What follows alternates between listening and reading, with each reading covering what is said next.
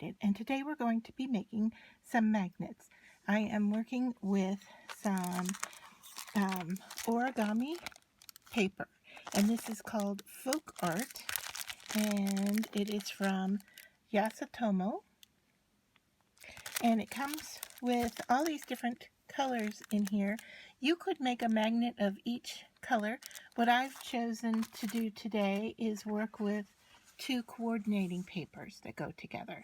So I'm going to make 3 magnets of each.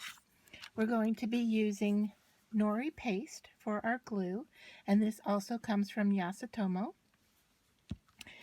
And I have a paintbrush, I have a knife blade, and then this pack of 6 magnets that are wooden from Jot that I picked up at the Dollar Tree. The minute I saw these, I knew that they were going to be great for crafting. So let's just open up the package here and get right into it. So there you can see the magnets on the back. And we'll just flop those out and get rid of our trash. So, to make 3 and 3, we're going to take our Nori Paste and I'm going to apply it with a paintbrush. And I have some on the lid here, and I'm going to work with that first. And then I can also remove more as needed. But I'm just going to easily apply it here to the top of each wooden magnet.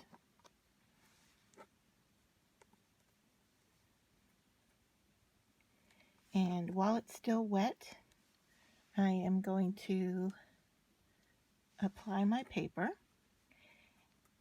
If your paste feels like it is too thick for you, you can add water to thin it out. And if that works better for you for painting, that's one way you could use it. So now what I'm going to do is I am going to align these up like so, so that when I lay the design on top of it, they're all going the same direction. So to begin, I'm going to take this first piece and just make sure I'm covering all 3 of them.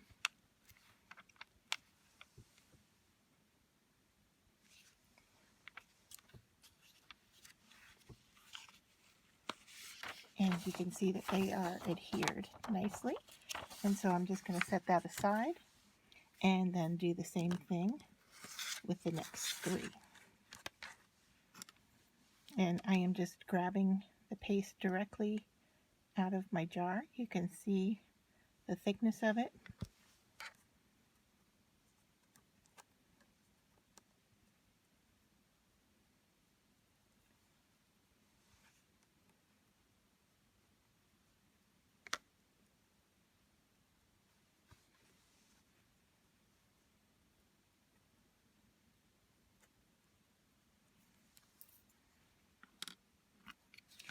Once again, I'm going to line them up.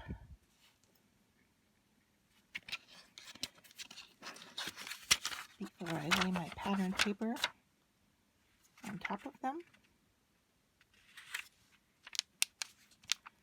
Give them a nice push, just making sure that there's no air bubbles. Flipping it over to make sure that they are nicely attached. All right. So I have taken out my cutting mat and I have my paper. You want to, because this paper is so thin, you want to go over and make sure you've removed any of the air bubbles. And you can see here, I'm starting to see some of the shape of the magnet here. I'm going to turn this over, use my magnets as my guide with my knife blade, and cut around them. And you definitely could do this with a scissor instead, but I'm going to do it with a knife blade.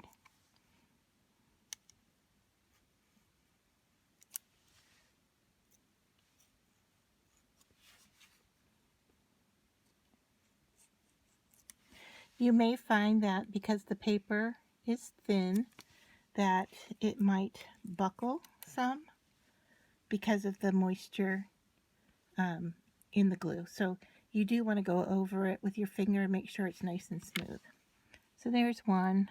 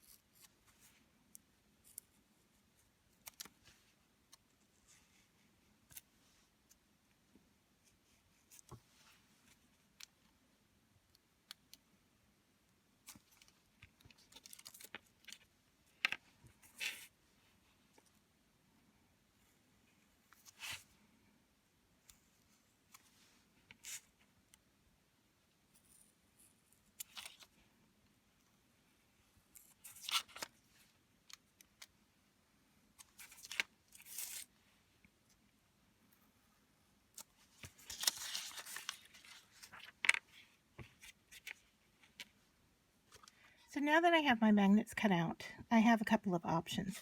I can leave them as is, and what you have then is a piece of paper sitting on top of wood. It is not coated or protected on the top surface. If you wanted to apply a layer of the Nori paste on top, you could do that. It dries clear, and it would be like a matte. It wouldn't show up that you've put a layer on here. I'm going to try to make mine glossy, and so what I have here is I have a metal pan that I use for small paint pouring, and because they're magnetic, they're going to stick to it.